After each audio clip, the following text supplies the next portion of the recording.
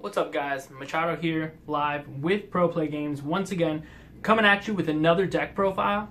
A lot of you guys really liked the Frieza Meta Cooler deck that we put up on our channel, live match between myself and top 16 competitor at the ARG Dragon Ball Regional, Chris Abella, piloting one of the Frieza decks that we were playing at the event that got top 16. And this was a really interesting deck, actually. This was a deck that was in serious consideration by a lot of our players leading up to the event, to the point that we almost boycotted the deck that we were going to play for this deck.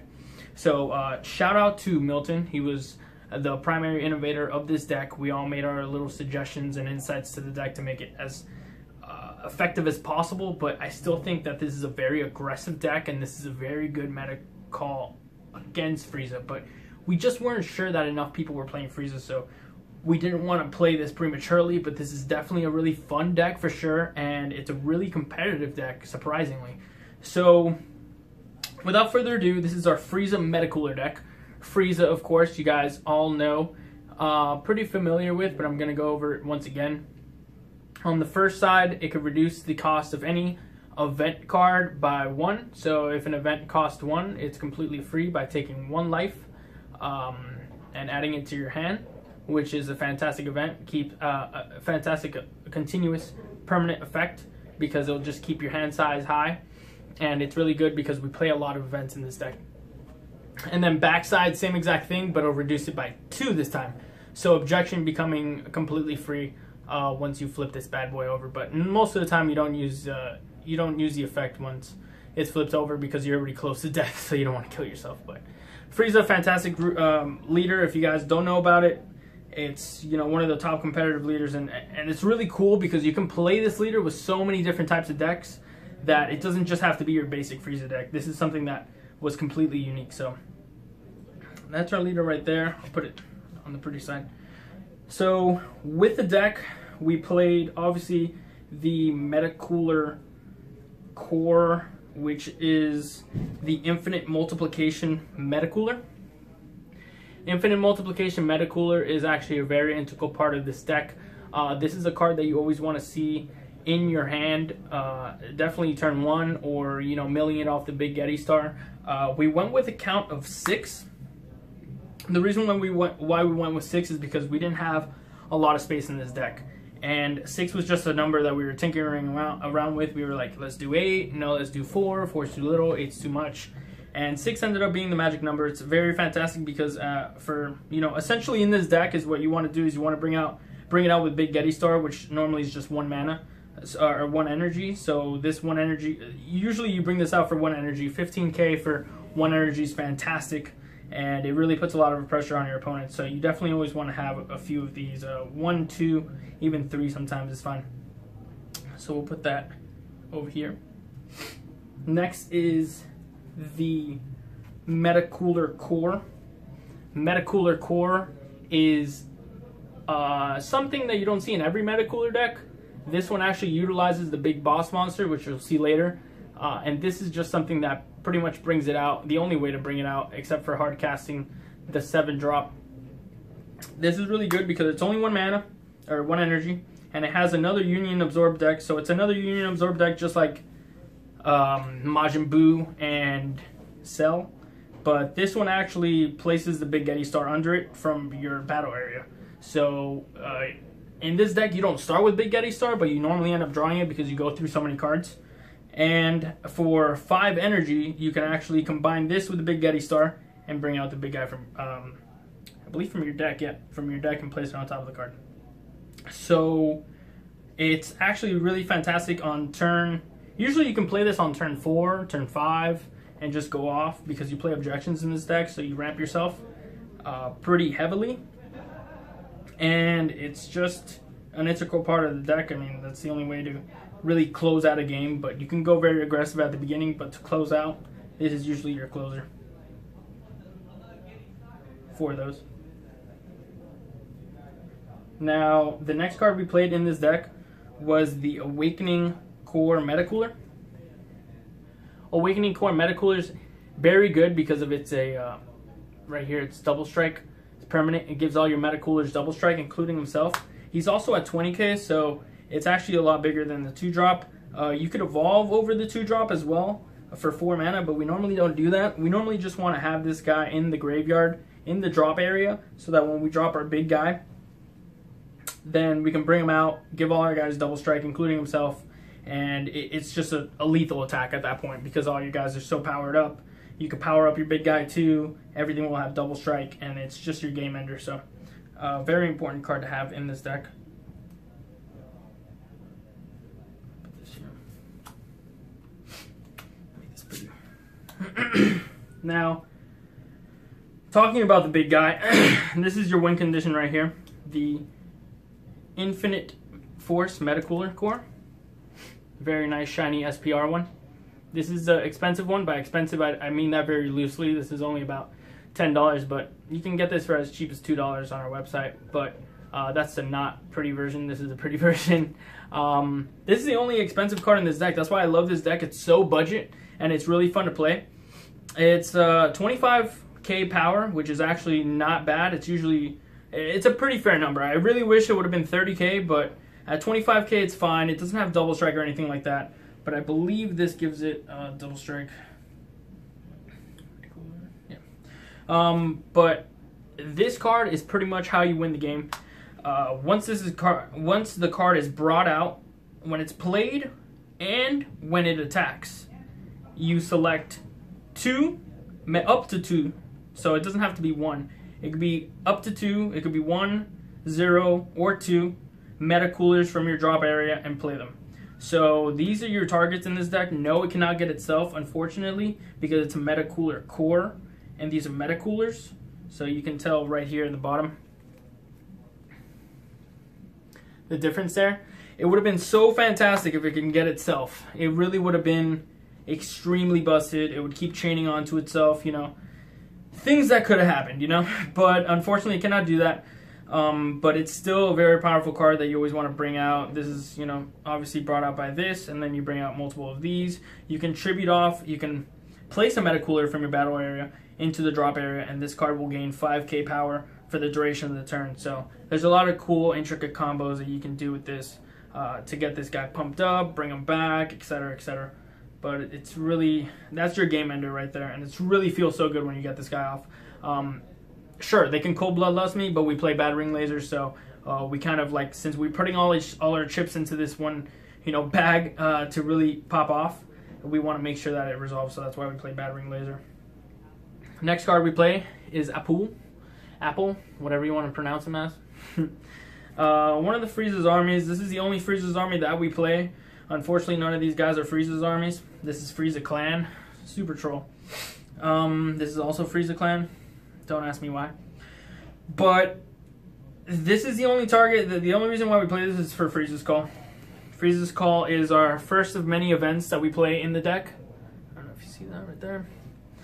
First of many events that we play in the entire deck, and it's something that's very critical because it brings out Apul. I mean, the reason why we really play it is because it's an event card, so it triggers and lets you self-awaken turn 1, and it's only, you know, it's only 1, so essentially free. You take a life, you bring out a 15k beater, which is normally what your infinite multiplication Metacoolers are, and it's just a card that thins out your deck. I mean, you get rid of one card, gets rid of another one, so it's kind of like drawing a card, but you place a monster out for free. So imagine a 0 energy 15k that all you have to do is take a life. That sounds fantastic in itself. So that's why we chose Frieza's Call with only 1 target. Like I said, there wasn't much space, or else I would love to bump this up to 4 and bump this up to 4. But this is a very tight deck to make any modifications to, unfortunately. But you guys are more than welcome to make any of your own, and if you have any suggestions, of course, on any of your decks, just please post it in the comments below, and we'll take it into consideration. Answer your questions as much as possible, because we did test these decks a lot, to be honest.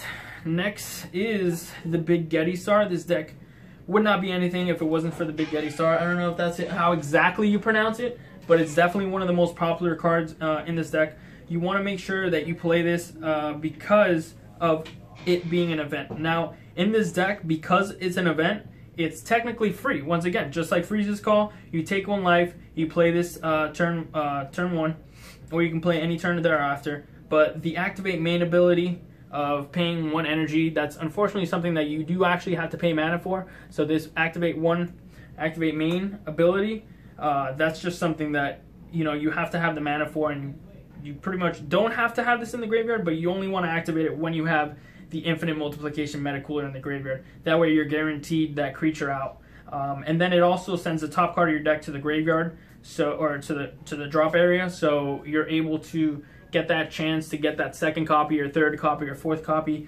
of the infinite multiplication. But in this deck, it's normally not going to happen. So you normally always want to have it somewhere in your hand, discard it for a combo, make sure you have it, then use this, and then use that same one in combos or something, some way to get it back into the graveyard until you fetch for that second one. Because in normal meta cooler decks, you can fetch it and send it to the graveyard, but in this one, it's most likely not going to happen because you have so many other things going on. Now, next card in this whole deck is the Battering Laser. This is another event card that's very powerful, especially in this deck because we're going so all in and we're giving our opponent so many cards because we're hitting them for 15k. We're bumping up our guys to 20k. We're awakening turn 1. We're attacking every turn. So this is a card that it's going to help you go for game. It gets through a counter like Cold Bloodlust, Wisp Coercion, anything like that that really gets in your way of trying to kill them or them trying to disrupt your plays. Battering Laser in this deck particularly because it is mono yellow for the most part of the deck. I mean, we play like 4 blue cards. 2 different blue cards that we play 4 copies of, but that doesn't make this a blue deck by far. I mean, normally you always have a target for this, especially when you have another meta cooler in your hand. A really cool effect is summon this. They try to, you know, Cold Bloodlust, you Battering Laser, sending one of them to the graveyard, and now you have a second copy or a third copy or whatever, and you have another target for your meta cooler. So, really fantastic card, mandatory.